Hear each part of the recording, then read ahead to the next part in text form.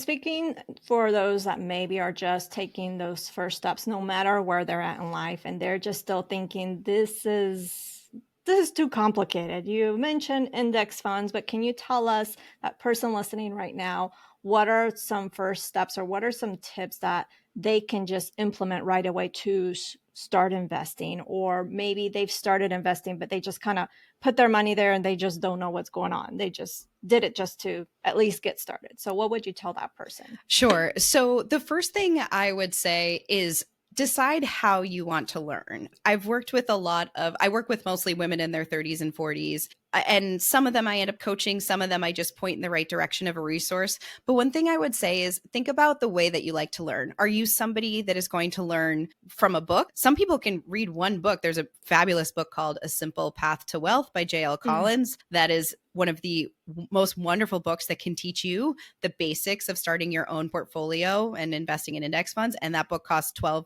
or something like that. So if you're a book person, there's great books out there. If you're a course person, there's courses. And then there's also so many wonderful coaches too out there that can help you learn the basics. So I think making sure that you're staying true to yourself and not forcing yourself to read a bunch of books. If you're not somebody that likes to read, that's not going to work for you. So the first thing I would say is you can 100% learn the basics of this. But the only way you're going to learn is if you choose a method that you know you're going to be able to absorb information. And for a lot of people, that is actually talking to a human. So if you are listening to this podcast, you're already doing an amazing thing by taking control of your mindset by educating yourself. So continuing to listen to podcasts like this, even if it seems like information that you might already know, I always learn something every time I'm listening to a podcast. So blocking time to learn the basics, and you can start with a podcast or a book or whatever it is. If you want to start actually investing, or you have an account that you're already investing in, the first thing I would do is make sure you actually log in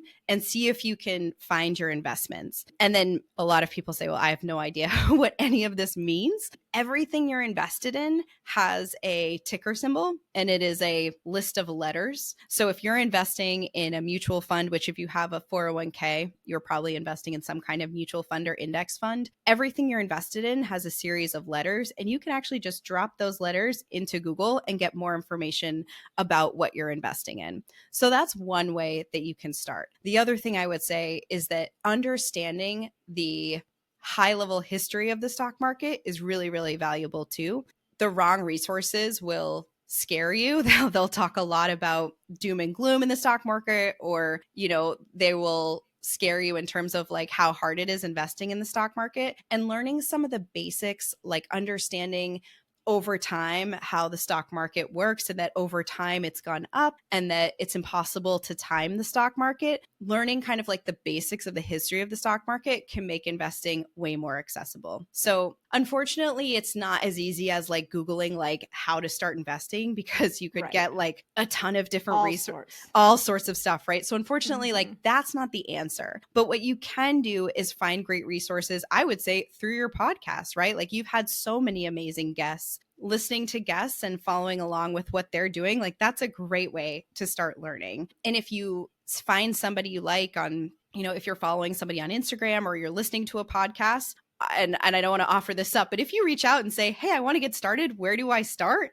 Someone will help point you in the right direction. There are a lot of people that like you, Jen, that really care about helping women move forward with their money. And so I would say if you have no idea, like reach out and ask for a direction, because there's endless amounts of resources and many of them are free, and that can help you get started investing. And I want to add, including you, Tess, because you teach about investing, and I think you do such a fabulous job. So for you listening, just keep that in mind as well. Thank you.